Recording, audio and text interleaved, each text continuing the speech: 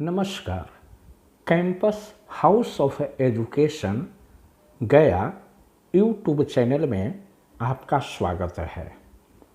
आज हम लोग ब्रह्मपुत्र नदी के बारे में पढ़ेंगे। ब्रह्मपुत्र नदी पुल्लिंग है। नदियों में अधिकांशतः स्त्रीलिंग है, लेकिन ब्रह्मपुत्र एक पुल्लिंग नदी है। ब्रह्मपुत्र की उत्पत्ति काराकोरम श्रेणी से होती है। काराकोरम श्रेणी को तिब्बत में कैलाश श्रेणी कहा जाता है। तिब्बत में कैलाश श्रेणी में मानसरोवर झील है। मानसरोवर झील से लगभग 80 किलोमीटर दूर चेमांगयुंगडुंग ग्लेशियर है। चेमांगयुंगडुंग ग्लेशियर से पूर्व दिशा की ओर एक नदी बहती है जिसे सांपो या सांगपो कहा जाता है। सांपो या सांगपो नदी का शाब्दिक अर्थ होता है शोधक, अर्थात शुद्ध करने वाला।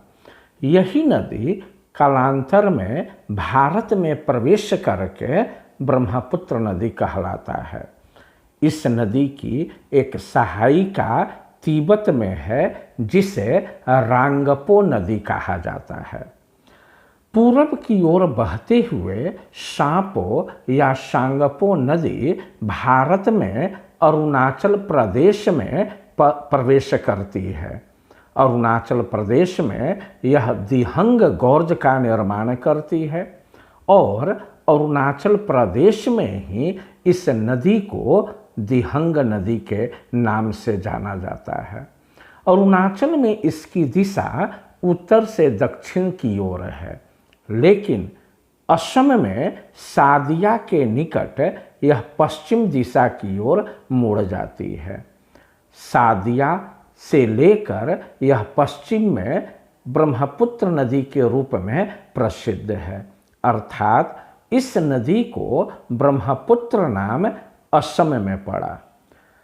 सादिया और धुबरी के बीच में माजुली नामक एक द्वीप का निर्माण करती है। माजुली द्वीप विश्व में नदी द्वारा निर्मित सबसे बड़ा द्वीप है। भारत सरकार के द्वारा राष्ट्रीय जल मार्ग 2 का भी विकास यहीं पर किया गया है, अर्थात सादिया और धुबरी के बीच। धुबरी के बाद यह नदी दक्षिण पूर्व दिशा में प्रवाहित होते हुए बांग्लादेश में प्रवेश करती है। बांग्लादेश में इसे जमुना नदी के नाम से जाना जाता है। भारत में सिक्किम में चोलामू झील है, जहाँ से एक नदी निकलती है, तीस्ता नदी। यह तीस्ता नदी बांग्लादेश में जहाँ ब्रह्मपुत्र नदी से मिलती है, उसके बाद ब्रह्मपुत्र का नाम जमुना नदी हो जाता है। बांग्लादेश में गंगा नदी फरक्का के निकट, फरक्का वेस्ट बंगाल में है, फरक्का के निकट वह प्रवेश करती है। फरक्का के बाद यह बांग्लादेश में गंगा नदी प्रवेश करती है और बांग्लादेश में गंगा को पद्मा नदी कहा जाता है और ब्रह्मपुत्र को जमुना नदी कहा जाता है। जमुना नदी और पद्मा नदी दोनों का मिलन बांग्लादेश में ग्वालैंडो के पास होता है और दोनों की संयुक्त धारा मेघना नदी कहलाती है और गंगा और ब्रह्मपुत्र के द्वारा एक डेल्टा का निर्माण होता है जिसे सुंदरबन डेल्टा कहा जाता है। सुंदरबन डेल्टा भारत और बांग्लादेश दोनों में है। यह विश्व का सबसे बड़ा डेल्टा है। जैसा कि आप लोग को पता होगा कि डेल्टा शब्द का सर्वप्रथम प्रयोग हेरोडोटस महोदय ने किया था। हेरोडोटस महोदय यूनान के विद्वान थे। इन्हें फादर ऑफ ए हिस्ट्री कहा जाता था और हेरोडोटस ने नील नदी के डेल्टा को देखकर डेल्टा शब्द का प्रयोग किया था। ये ब्रह्मपुत्र नदी जिसके बारे में हम लोग अभी चर्चा कर रहे हैं, यह पूर्ववर्ती नदी है। पूर्ववर्ती नदी उसे कहा जाता है जो पर्वत के पार से निकलती है, अर्थात पर्वत को काटकर वह प्रवाहित होती है पूर्ववर्ती नदी।